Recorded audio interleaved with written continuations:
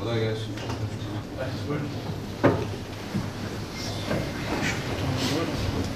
Diyarbakır'ımızda Diyarbakır tarımına üreterek katkı koyan ve ilimiz ve ülkemiz tarımına, geleceğine bu anlamda emekleriyle zenginlik katan üretici birliklerimizin başkanlarıyla bir aradayız.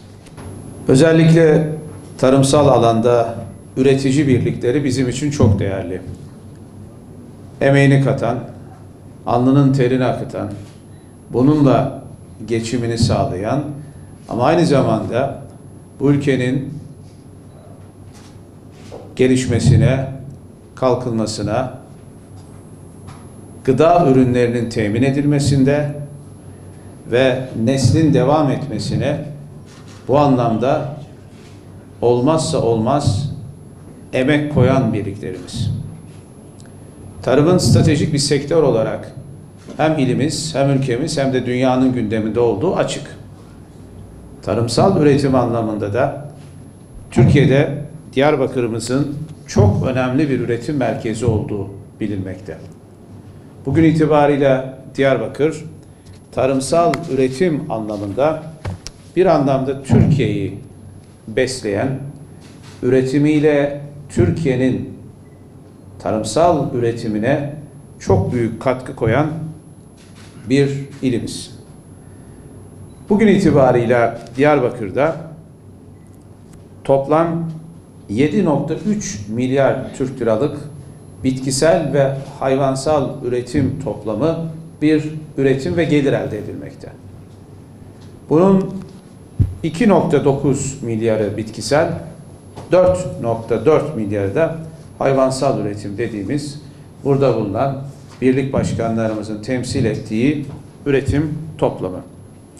33.616 çiftçi kayıt sisteminde çiftçimiz bulunmakta ve bu büyüklükte Türkiye'de alanında baktığımız zaman bu yılın rekoltesi de ki hasat tamamlandı buğdayda hamdolsun 1.130.000 ton civarında üretim gerçekleşti. Bu üretim miktarı geçtiğimiz yılla karşılaştırıldığında yüksek bir artışa konu olan ve verimlilikte de dekar başına 344 kilogramlık gibi verimli ve değerli bir sonuçla buluşan bir üretim hasılasıdır.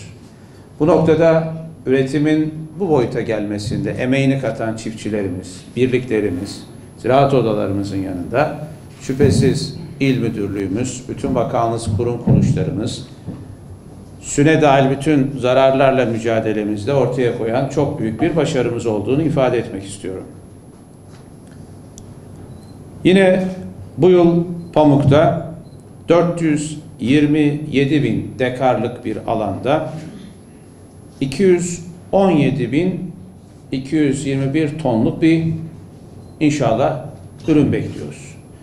Geçtiğimiz yılla kıyaslandığında bu yıl %10'luk bir artış pamukta da söz konusu. Bildiğiniz gibi değerli başkan burada pamuk son 2 yıldır Türkiye'de dünya fiyatlarıyla aynı seviyede seyreden ve giderek üreticisine kazandıran bir dönem geride kalan üretimi şimdi taleple giderek artıran bir ivmede.